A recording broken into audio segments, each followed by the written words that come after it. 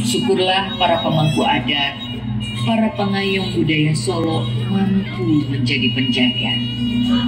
Menjaga sawah adalah menjaga kemandirian dan ketahanan pangan.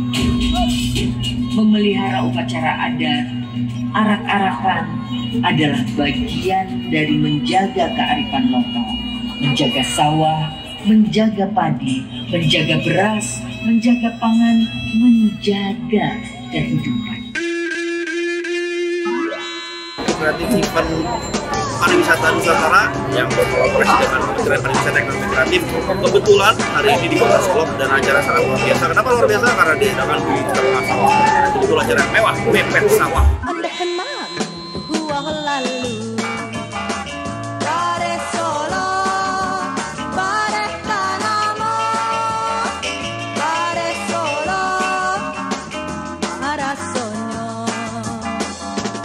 Acaranya apa tuh Pak Wali? Iya, ada festival alang-alang. Festival alang-alang. Festival atas gile. Ya.